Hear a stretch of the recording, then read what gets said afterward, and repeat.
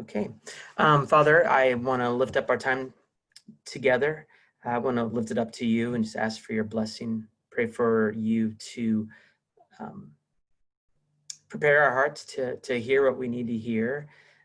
I know that, as always, I probably cover a lot of material, but I pray that there's at least one or two things that the Holy Spirit impresses upon our hearts and equips us to be able to put into practice and see how it makes a difference in our relationships, and certainly in our relationship with you.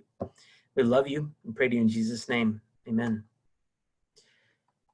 Okay, so I'm going to start right away with a little video. It's called an awareness test. And if you've seen this, then it won't be a surprise to you. But if you have not seen it, just follow along with the instructions. I hope the video quality is good enough, but let's give this a shot.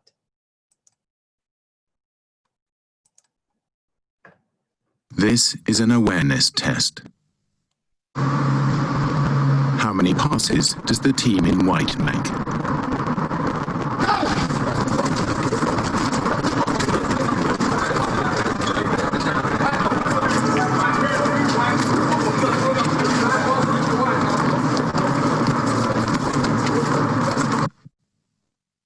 The answer is 13.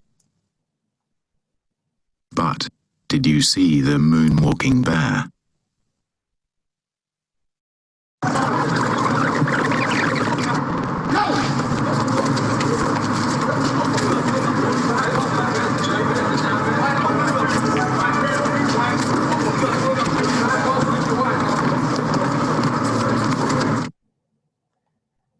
All right. That's was that clear enough on your screens to see all that? Did anybody see the moonwalking bear? I played it for my 5-year-old daughter yesterday, and she saw the moonwalking bear, and I realized she wasn't counting the passes.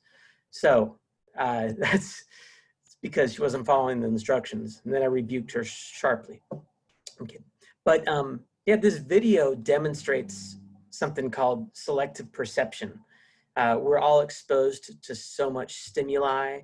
We're exposed to so many messages that our brains can't possibly take it all in. And one way we cope with that, just automatically, is that we tend to see the things that we expect to see, or that we're looking for, or that we want to see.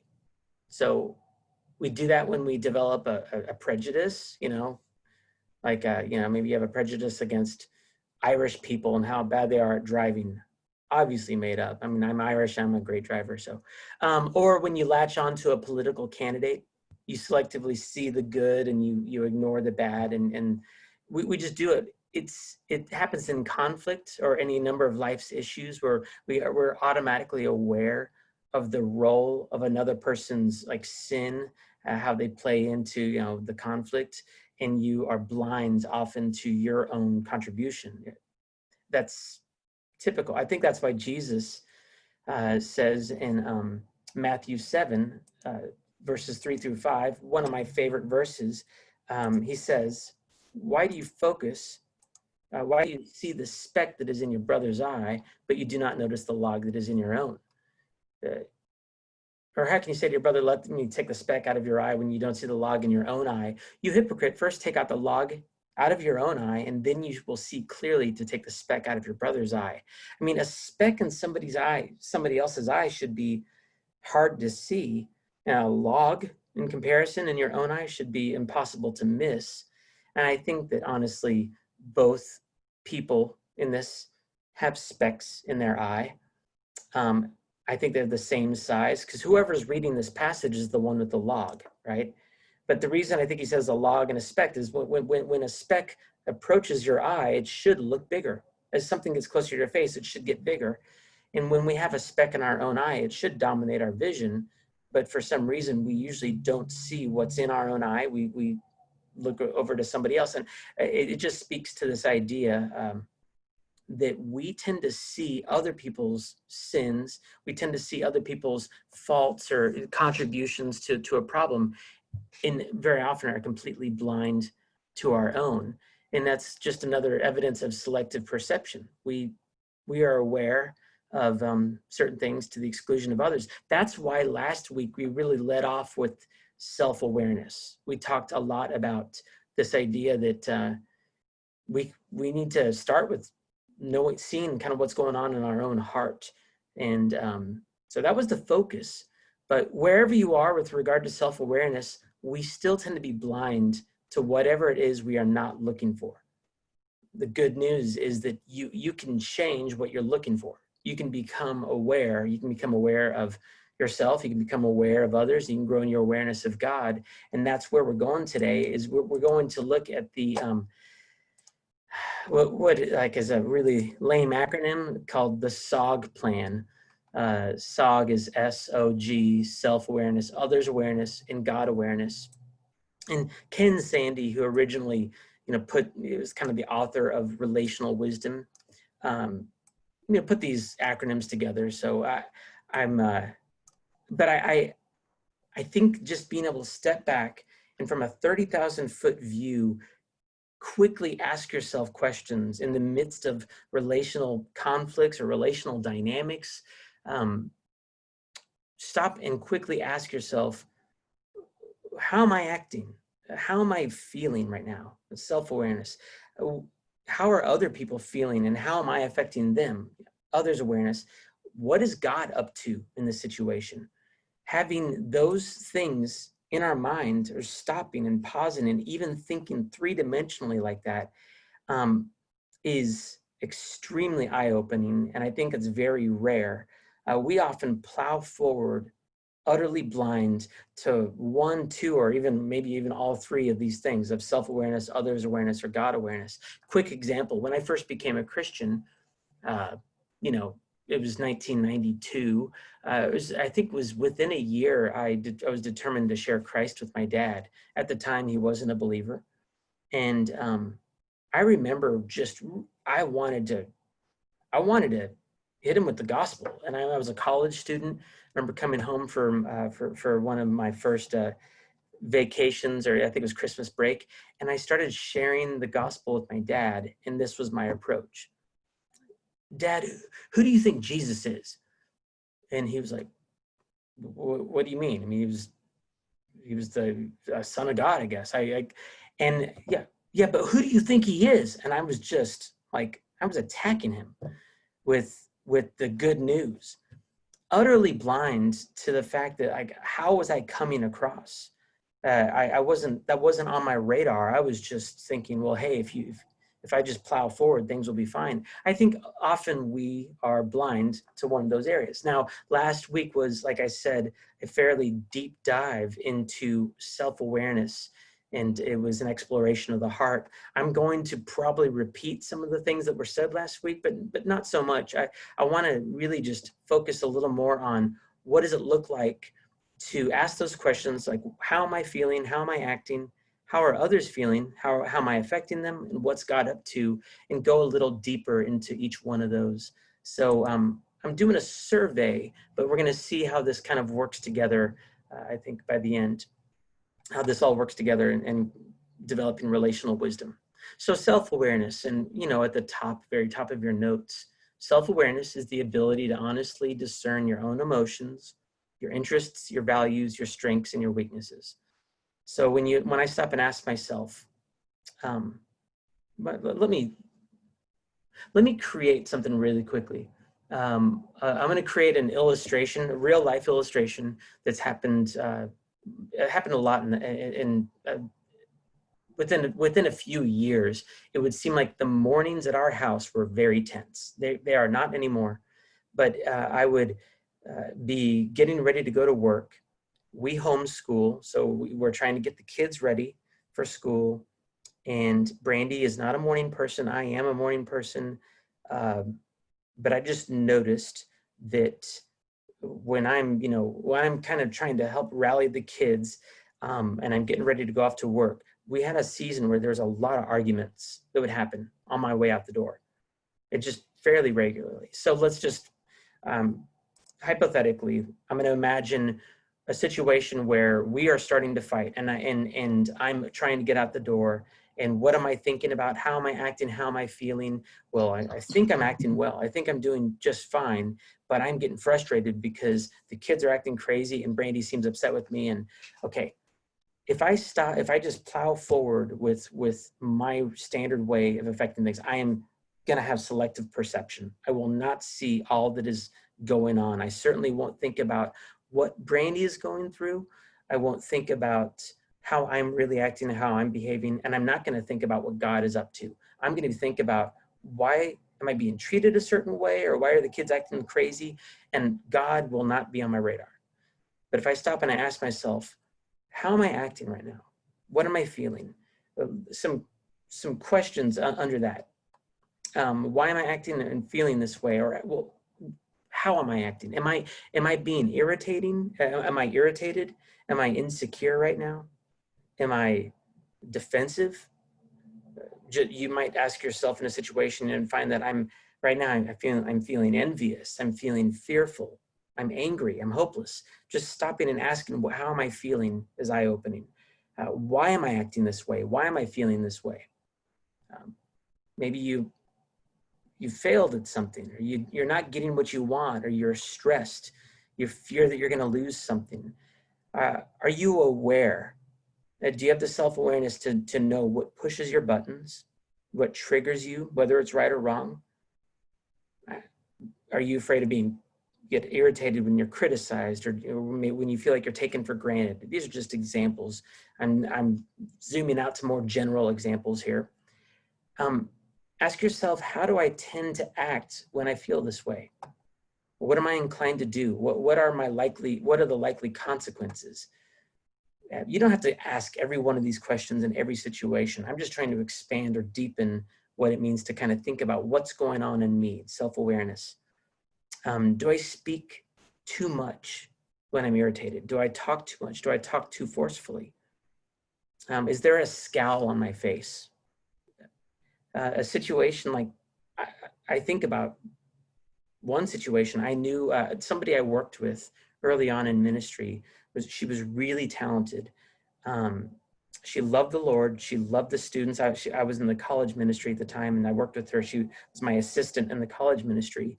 And this girl did an amazing job, but a lot of the students thought that she didn't like them. And when we asked them why, we kind of realized that, let's say this girl's name was Deb. She was not Deb, but let's say Deborah had a facial expression that she was unaware of, that when she was listening to people, she would have a scowl on her face. She would look at them like she wanted to kill them. And it turned out, I think she was squinting to see them well, but students thought that she didn't like them and she was glaring at them. And all I had to say was, hey, Deborah, some students have said that you kind of look angry when you're listening to them. And I know and she's, oh, I'm not. I said, well, let's just consciously smile when you're listening. And that was the end of that issue. But a lot of people are unaware of how they look or how they talk. How am I acting in these situations, or in this particular situation? So that kind of bleeds into, how am I affecting others? How might I be coming across? What am I really striving for? This is knowing your own motives, becoming more aware of what you're in service to. What am I defending? What am I afraid of? Who are you? I gave it out last week, the X-ray questions. Nod your heads for me if I can't remember if I gave those to you. Did I give you? Okay, X-ray questions, long list of questions. The intent of that is not to go through and exhaustively just answer every question, but it's to get to know yourself. Like, what is really important to you? What tends to drive you? And a lot of times we are blind to the very thing that is driving us in a particular situation. And so I've added some more things on the back of page 1 of your notes, called idle exposing questions. And it's a shorter version of this, that you can see that there are certain things that are really important to me, and there's certain things that are really important to you. But if you stop and ask yourself, what am I fighting for right now? Or what's driving me? You might find that it gives clarity, to say the least. And again, this is really dipping into last week. A couple more questions. where am I tempted? Where do I struggle? Where am I vulnerable? Why do I tend to fall to particular sins? Uh, am I tempted to be, do I have a tendency to be impatient, or do I become self-righteous and judgmental? Am I tempted to escapism through things like alcohol or porn, or even like wasting time playing games, whatever it might be? But to get to know yourself and to know where you're weak, where you're tempted, is beginning of wisdom. Proverbs 29:25 says, "The fear of man lays a snare, but whoever trusts in the Lord is safe." Are you aware of where the fear of man is existing in your heart? That can you honestly ask yourself why you want someone's approval in a situation? So this is just a list of things to think through and to be aware of, and to the extent that you are aware, um, is the foundation of relational wisdom. It's by the way, these last questions, where am I tempted, or what lies am I susceptible to believe? I think the default setting in our hearts is to assume the best about ourselves in many situations, especially relationally. Like if you're having strife with your kids, we feel like, "Well, I'm the parent, I'm right." But to stop and ask yourself, like, how am I behaving, or what's driving me right now? Am I more concerned about honoring the Lord in my relationship with my son right now? Or am I more concerned about being right? Proverbs 16:2 says, "All the ways of a man are clean in his own sight, but the Lord weighs the motives." If you're taking notes, I think this is a statement to write down. A wise person cultivates a healthy distrust in themselves. A wise person develops a healthy distrust of themselves. And in a sense, it slows us down to doubt, like, what contribution am I bringing to this? And am I the good guy here in this situation? We always feel like we're the good guy on some level, but is it more complex than that? And if it is more complex than that, what am I doing? What's the log that's in my eye? So that might sound like a long process. I'll say this and probably will want to repeat it, but this is a lifelong process of growing in self-awareness.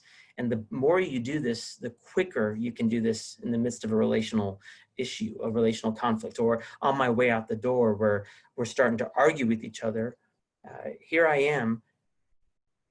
I've been getting the kids ready, and Brandy seems irritated. Well, she's the bad guy because I'm the one who's been doing the work, and she's irritated, right? It's self-righteousness coming out of me in that situation. There's some judgmental attitude, and also I have a tendency to be defensive. I also have a tendency to be pretty clueless as to what's going on with the kids when have my eye on getting out the door and getting to work. So that's just a return to my example that I set this up with. So self-awareness, how am I acting and what am I feeling? Some ways to grow in self-awareness that are listed at the bottom of that section in your notes. This is very short and brief, but one, praying for it. Asking God, that's the verse that's kind of just up a few lines. It says, "Search me, O God, and know my heart. Test me and know my anxious thoughts." See if there's anything offensive in me and lead me in the way everlasting. Asking God for it. Journaling is a great way to grow in self-awareness, in the safety of just letting your thoughts roll and you're getting to know who you are. And whenever I journal, I feel like I'm journaling with God. And but I could talk a lot about journaling. I'm going to keep moving.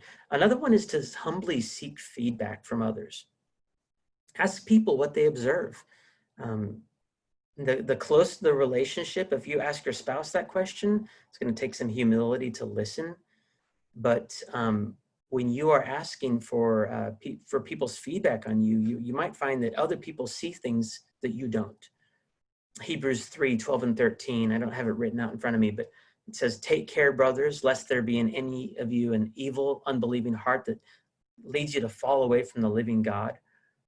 And then he goes on to say, so encourage one another every day as long as it is called today, so that you may not be hardened by the deceitfulness of sin. Sin deceives us. We don't see it. We're blind to it. Other people can see things that we can't. So praying for it and journaling is growing in self-awareness from the inside. And then from the outside, you can ask other people from the outside, what do you see? This is a process. It's a lifelong journey of growing in humility. So let me keep moving. Another step is to ask yourself, how are others feeling and how am I affecting them?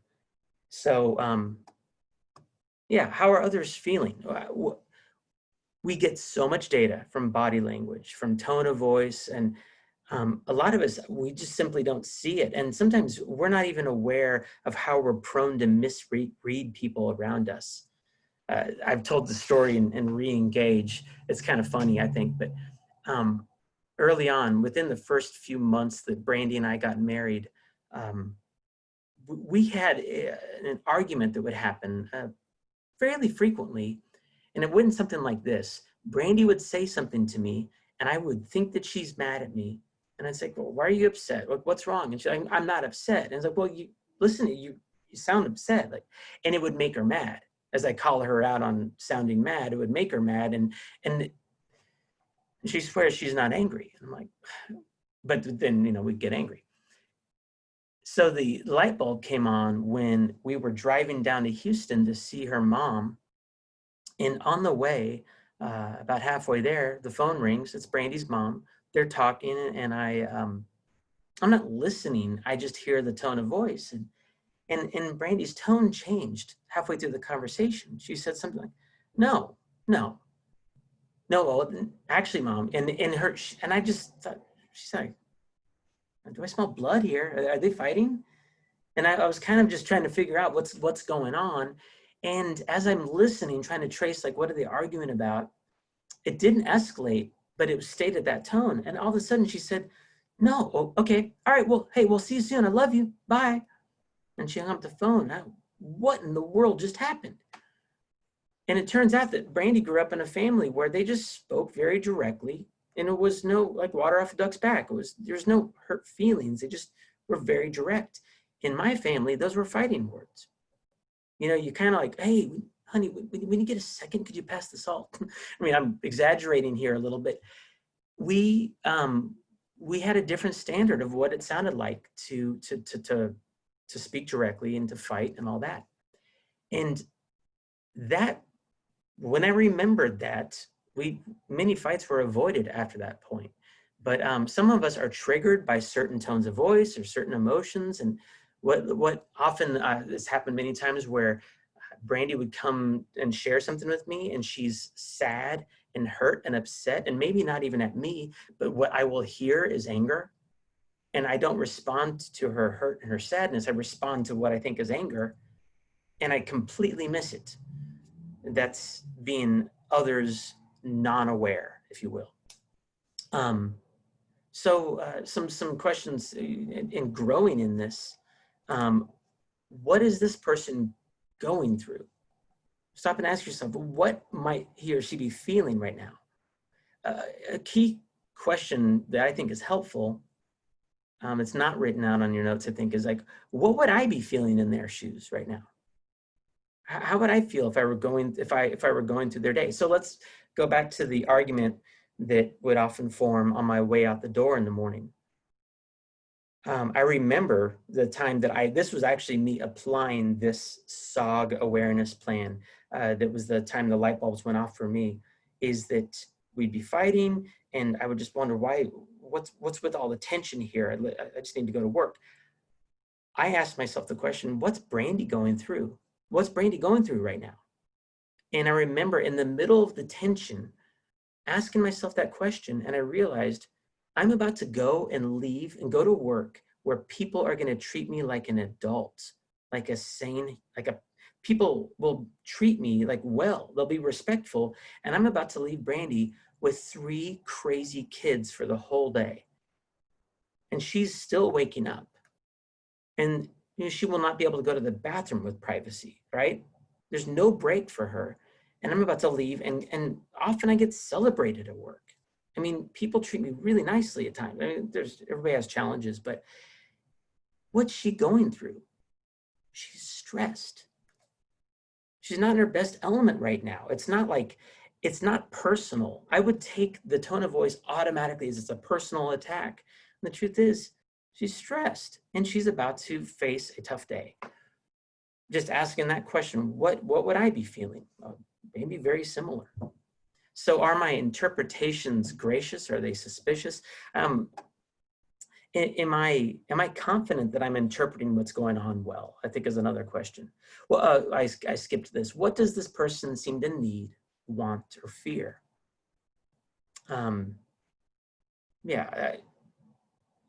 Proverbs 20 at the top of that section, Proverbs 25 says, the purpose in a man's heart is like deep water, but a man of understanding will draw it out. Like, just how well am I getting to know the hearts of the people around me? What are they committed to? What are they wanting? What are they fearing? Is often very different than what's important to me. I'm gonna keep on going with these. These questions I can spawn, too many different things to investigate. So here, is this really the best time to talk, counsel, or correct? An others aware person knows when it's a good time to bring something up. Is this person ready to listen to this? By the way, I think I had an illustration that I'm gonna ask you guys to unmute yourself to give me some feedback on this. And the way you can unmute is by hitting the space bar or holding down the space bar, and you can answer this. But I think I have a scenario here that goes back to this point that I'm making. Okay, so this is just a made up scenario. Your son has a small role in an upcoming musical. He will sing a short solo along with a couple of lines of dialogue. However, as the musical approaches, his fear seems to escalate to the point that he wants to drop out. Okay, so what's your default way, this question's not in here, but what's your default way of approaching a situation like that? How many of you are prone just to say, hey, son, you got to do this. Like, let's stick with this, or, you've got a commitment here, and just push through. Anybody kind of like, hey, plow through this, son? All right. Let's stop and think about this. What are some potential reasons your boy might be afraid? So hit the space bar if you, I'd love to hear from you. What do you think's going on here potentially? Could be peer pressure. Peer pressure, okay? Fear of what friends are gonna think. Fear of failing. Fear of failing, okay. Or fear of acceptance. Okay, what do you mean by that one? So if he doesn't, I should say fear of performance. So if he doesn't perform well, then people think that, if he's a failure, then that's the kind of person that he is. It's just a bad person, a failure. And what you said on the second one brings up a very different potential thing, is fear of acceptance. Like, what if I do well and I'm accepted as a musical kid, and I don't want acceptance in that, I don't want to be seen as a kid who be in the musical. So that's just a different angle to that too. Yeah. But both of those points are right, Travis. So what are some other potential reasons that this kid might be afraid? He could be going through voice changes, and he might be worried his voice cracks. Great.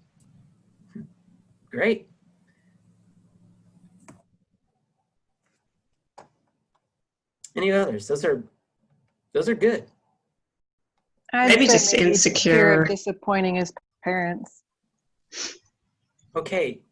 Yeah. So it could be insecure. What was the thing about disappointing?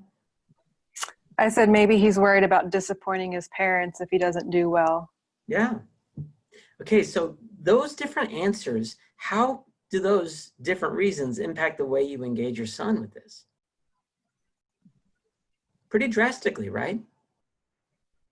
I mean, the difference between, I'm afraid I'm going to fail and people are going to laugh at me. It's one thing. I'm afraid I'm going to succeed and people are going to accept me. Well, whoa, wouldn't have thought of that. But it's just appreciating it's just a short exercise to help us appreciate the importance of kind of not just reading people from a distance, but we want to get to know what's really going on. What are they wanting? What are they fearing? And how confident am I that I know what's going on in another person around me? And I think it's perfectly fine if you don't know. But I think where a lot of things go wrong relationally is when we assume that we know and we plow forward with our assumptions, and we're just causing more problems because we're treating the wrong, we're giving the wrong prescription for the treatment because we got the wrong diagnosis in a sense. Yeah, I have another one here. You know, there's an emotional meltdown with your kid while he's playing the game, and you maybe have some friends over and they're all playing games together, and your kid has an emotional meltdown. Okay, so first of all, self-awareness. Why do I want that to stop? Why do I want my kid to shape up? Often what's motivating me in a situation like that is I don't want to look like a bad parent to the guests, or it could be convenience. I don't want to have to stop what I'm doing. There's that in me. But let's say, my son, he might be melting down for different reasons. Let's pick on my daughter.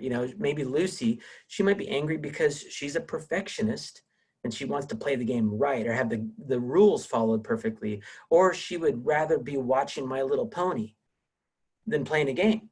Or it could be that she's afraid of looking dumb because she's losing, or she's hungry, or she's tired, sleep deprived, all very different reasons. So yeah, I think that the points made here is that we want to be, I think, appropriately skeptical sometimes of our own assumptions and interpretations, or just careful with them at least. Some other questions. How can I serve in this situation? How can I look out for someone's interests? And that's kind of talking about others' engagement here a little bit. And then how can I cultivate and demonstrate genuine love and forgiveness? You can grow in heartfelt compassion and sensitivity toward others as you focus on, like, I want to care more about the people around me. And, I really do. I often have blinders on my eyes. Like I'm thinking about work and I become clueless to what the people around me, especially at home. That's something that can be cultivated and grown. So I've got some examples on how to grow in others' awareness on your notes. Again, praying for it. Ephesians 4:2. There's so many verses that can go with this, but we're called to, walk with the Lord with all humility and gentleness and patience, bearing with one another in love, just learning to grow in caring for other people, asking the Lord to change our hearts, caring for other people. Another one is step into their shoes. I've got an amazing example of someone who did this really well. Ronald Reagan actually was particularly skilled at this. This is a picture of Ronald Reagan. I forget, maybe it was 1984. I can't remember. It was October or something. But first time he met with Mikhail Gorbachev during his negotiations during the Cold War. There's a book called Reagan's Secret War, and in it tells the story of Reagan's flight, his first flight to meet Gorbachev. And this was a crucial meeting that he was getting ready for. And so this is probably a turning point which brought these two countries back from potential nuclear war. But the book quotes a bunch of Reagan's personal notes and diary entries, and he did a great job of discerning the emotions and interests of other people, and specifically Mikhail Gorbachev. And so what I'm going to read some excerpts from this, that on his flight, it was November of 1985, by the way. On his flight, on the way there, he took out a yellow pad of paper and wrote this memo to himself. He wrote, "I believe Gorbachev is a highly intelligent leader totally dedicated to traditional Soviet goals. He will be a formidable negotiator and will try to make Soviet foreign and military policy more effective. He is, as are all Soviet general secretaries, he's dependent on the Soviet communist hierarchy and will be out to prove to them his strength and dedication to Soviet traditional goals. If he really seeks an arms control agreement, it will only be because he wants to reduce the burden of defense spending that is stagnating the Soviet economy. And he goes on to write, you're unlikely to ever get all that you want. You'll probably get more of what you want if you don't issue ultimatums and leave your adversary room to maneuver. You shouldn't back your adversary into a corner, embarrass him, or humiliate him. And sometimes the easiest way to get things done is for the top people to do them alone and in private. The page continues and it concludes with this. But let there be no talk of winners and losers. Even if we think we won, to say so would set us back in the view of their inherent inferiority complex. He knew the minds, the fears, the motivations of not just Gorbachev, but also his surrounding leadership. This memo was a vivid illustration of the negotiation skills Reagan had that he had developed as he sat across the bargaining table. He did it as an actor in the Actors Union, all this stuff. But I have a link to Reagan's memo on your notes, and you can read it yourself. It's like only 1,200 words or something, 1,200 words. But think about this. I'm going to make this tie back to what we're talking about. If you're a husband, ask yourself, have I studied my wife this carefully? Do I know the woman that I live with as well as Reagan knew a man living on the other side of the world? You know, if not, isn't now a good time to follow an example like that? Learn really to know your wife and show her how much you value her. Or if you're a mother, ask yourself, how can I understand my children this well? How can we have 3 kids and they're complex, they're all different, but you start to see that they're driven by very different things, respond very differently to the same tone of voice. You can employ this at work or with other people. It's just others awareness. It's learning to step into other people's shoes and not imagine how you would feel in their shoes, but how they would feel in their shoes, which might be very different than how you would feel in their shoes. So that's stepping into other shoes is really just compassion and it's empathy. It's empathy. More ways to grow. Learn to ask people, like, what do you think? What were you thinking in this during that, or how are you feeling when this happened earlier? I would say certainly when you ask, pick a good time to ask. Don't ask in the middle of a heated conflict. What's going on, in you right now? That's not going to work. I'm talking about later when everything is calm, and then just develop observation skills. There's a quirky little thing called the face reading test that's linked at the bottom. And it's kind of a fun way of it teaches you about facial expressions. And I didn't do too well taking it, honestly. But that's why I don't like the test. But hey, I've got one other a video clip that shows a good combination of self and others awareness. And I think I have enough time for this. So this is from the movie Pursuit of Happiness with Will Smith. It's about Chris Gardner. He plays a man who's trying to make it into the financial services industry, and he's taken some time out to play basketball with his son. And at the very beginning of the clip, his son is going to shout out something. It's a dream of his. The son's going to shout out the 3 words, "I'm going pro." Like he wants to become a professional basketball player.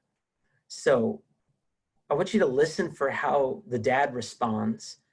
And why does he respond this way? And look at the son's reaction and just kind of watch what's going on in the dad's character on self-awareness and others' awareness as we watch this. I'm going pro! Oh, okay. Yeah. I don't know, you'll probably be about as good as I was. That's kind of the way it works, and I was below average. So you'll probably ultimately rank somewhere around there, so really, you'll excel at a lot of things, just not this. I don't want you out here shooting this ball around all day and night, all right? All right. Okay? All right, clear.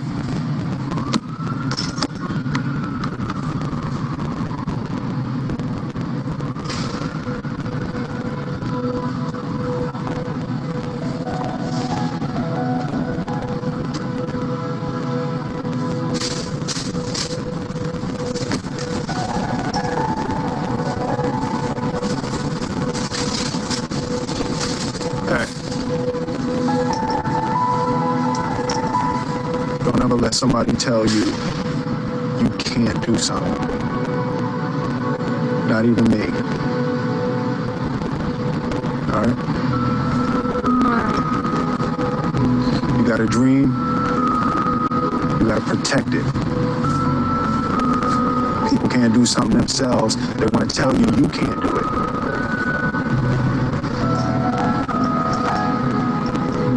You want something, go get it. Period.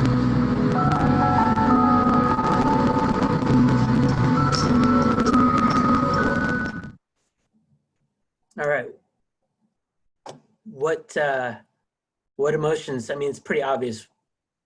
What you see going on in the kid?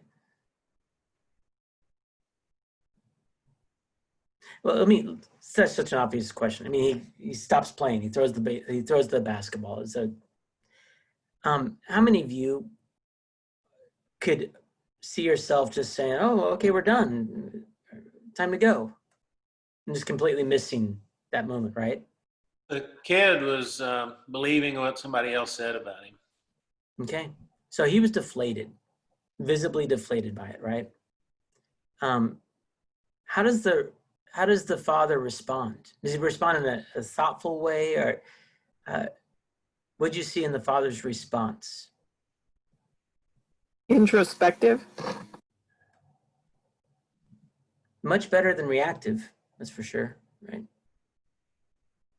He Slows caught down. himself and reversed the way he was dealing with his son. He reversed it. Is that what you said? Yeah, at first I think he was sincere in saying you're not going to make it in the pros. And then he saw his son be dejected and believe him. And then he saw an opportunity to train the kid into believing, not even me, don't even trust what I say. You need to figure this out on your own. Yeah. I think it must have occurred to him. I've hurt my son. I've just crushed his spirit. I need to do something. And Shannon, I just saw something that said you've raised your hand. Yeah. Yeah, what's up? I think he was projecting. I think he was projecting the thoughts of the people that had been telling him he wasn't going to make it, he wasn't good enough. Yep. And that lie that he was kind of realizing for himself, he was projecting that onto his son. Then he realized he was doing the same thing that others have been doing to him, Mm-hmm. and then it changed his perspective. Yeah. Is there? I thought it was a sweet way to engage his son, but I can think of some things maybe to even sweeten it more. Anybody see any way he could have even made it a better response? Easy to be an armchair quarterback. I mean, I'm not trying to say I would have done that better. I've watched this a few times. Ryan? Yes. Yeah, I think, first of all, if he had gotten down on his knee and looked straight in his son's face and his eyes, but also say, hey, and maybe even say, hey, I had that dream once too, but people told me I just wasn't good enough, or I never could develop good enough. Yep. But I think then if he had ended it and say, hey, take the ball out of the bag, show me your shot again. Yeah. Something that strikes me is when he says, he's leaning against the fence and he says, hey, when people can't do something themselves, it's like people out there, they'll tell you that you can't do it. And it seems that he doesn't own what he did. He kind of, people out there, and I could see the, just a little more ownership over like, that was me talking, I'm sorry, son. Just an apology. I think that there's room for a little more ownership in the in the response. But this is just, but it was great. It's a great though illustration of a father with bringing self-awareness and others' awareness to an interaction, and it reverses a potentially harmful memory. Probably becomes a sweet memory for that kid. You could have also engaged the kid to say, if you want to be a pro, here's what it takes. You've got to be out here shooting every day, and reverse himself on what he just said. Yeah. And encourage the kid to try. And that way, if the kid doesn't make it in the pros, it's the pros that stopped him from getting there, not his dad. Yeah. Good. Well, here, let me move on to this last part. Last, definitely not least, but what is God up to in a relational situation? It's really hard to find video clips from Hollywood that include this component. But even just the first two, I think, is a big step into relational wisdom. Of being others aware and self-aware in any given situation is usually a major upgrade for us. And when I say others aware and self-aware, I think there's a healthy level of distrust of our own conclusions that leads to wisdom, because often we think we see clearly when we don't. So those two things having been covered, asking this question, what is God up to, can change everything. How is God involved in this, right? In this situation that you're struggling in. So back to my trying to leave the house early in the morning and the arguments surfacing, I asked myself, what's Brandy going through?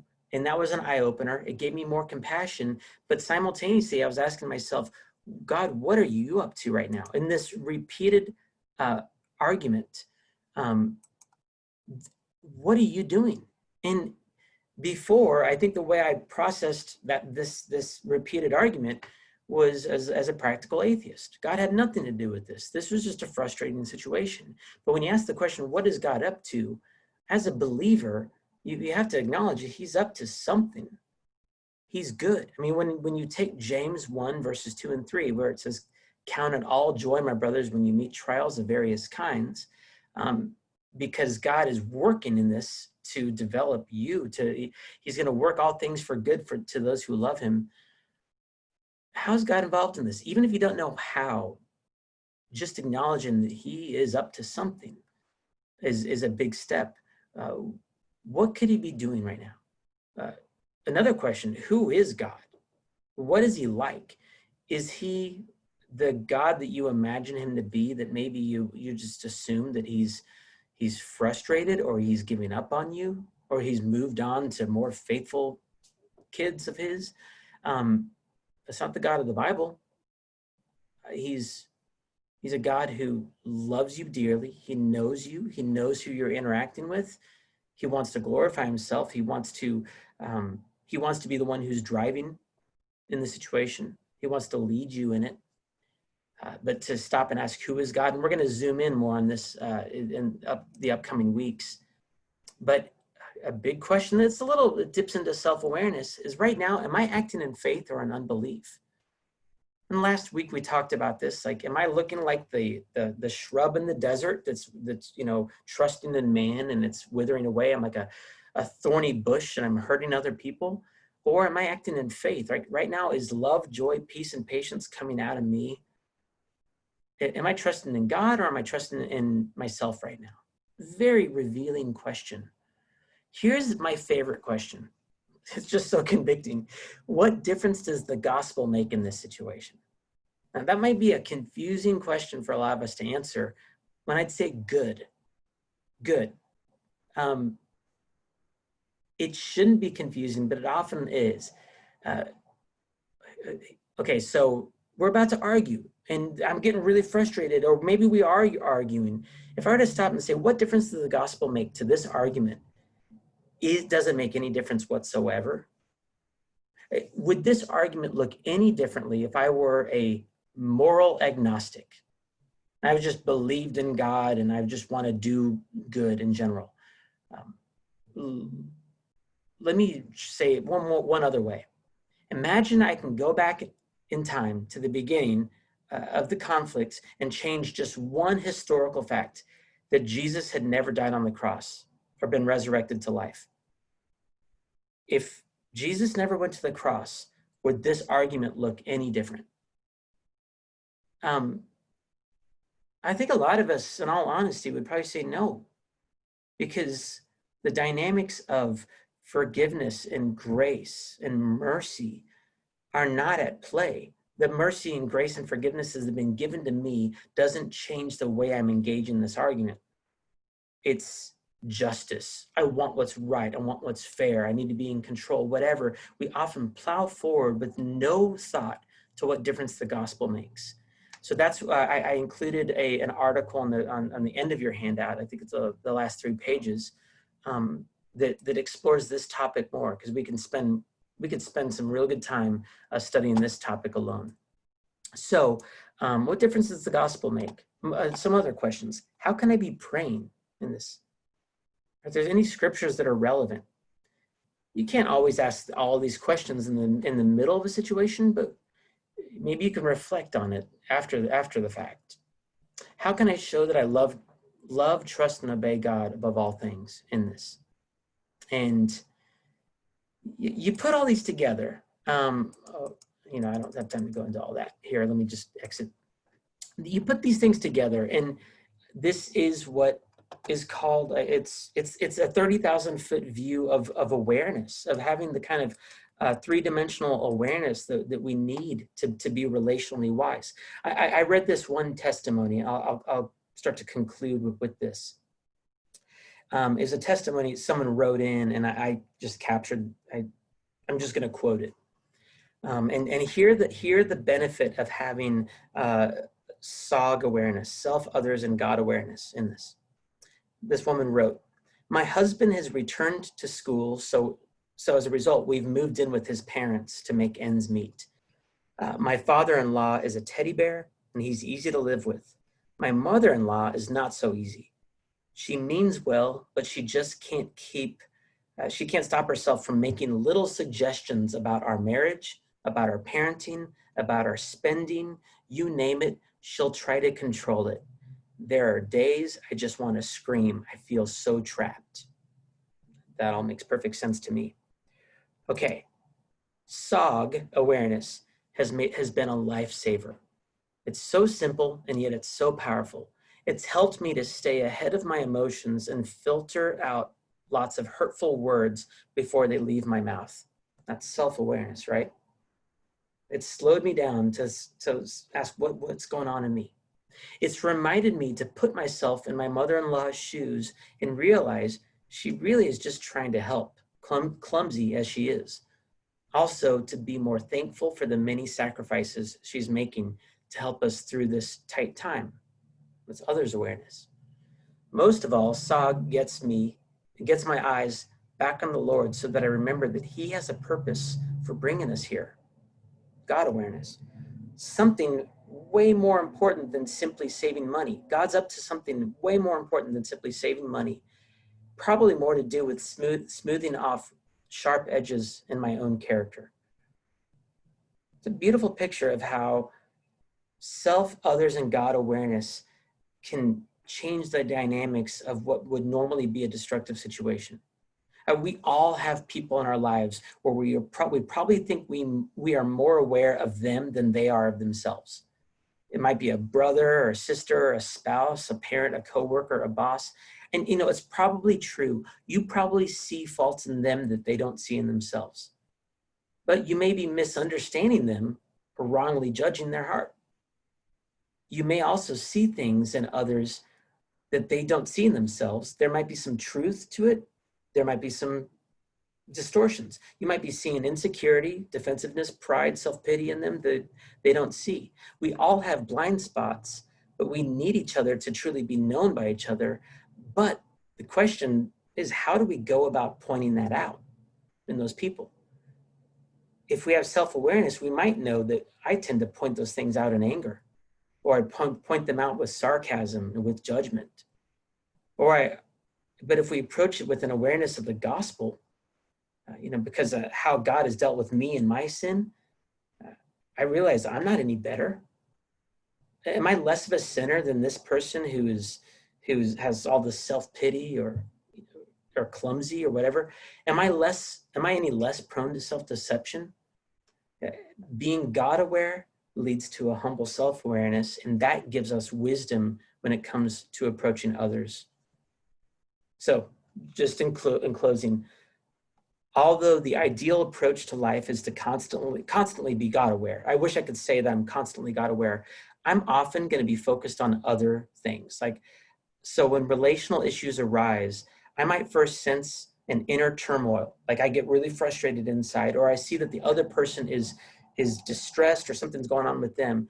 But regardless of where you are, or where you begin your response to a relational issue, you can develop the habit of always looking through all three perspectives.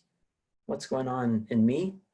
What's going on in others? But ultimately, what's God up to in this? And you don't just do this once, you do it repeatedly, using a repeated 360 approach to understand and to improve relationships. And you're going to see things start to change just because awareness is beginning to change.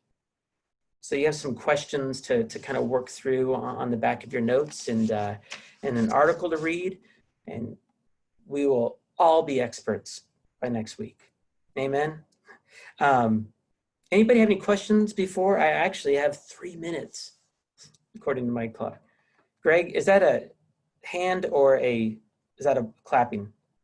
Clapping. Thank you, Greg. Thank you for the thumbs up. All right. Well, hey, let me pray, and then I'll stick around. I'll stop the recording, but I'm going to pray, and then would love to talk after that. Father, thank you for our time together. I pray that you would teach us the simple principle of asking ourselves what's going on in us, what's going on with others, and ultimately, what are you up to? And would you just grow us in that? Give us the wisdom to grow in awareness. And Lord, I pray that you would guide it the whole way and glorify yourself in our relationships as a result. We love you. We thank you for the grace that you've given us in Christ. And we just pray to you in Jesus' name. Amen.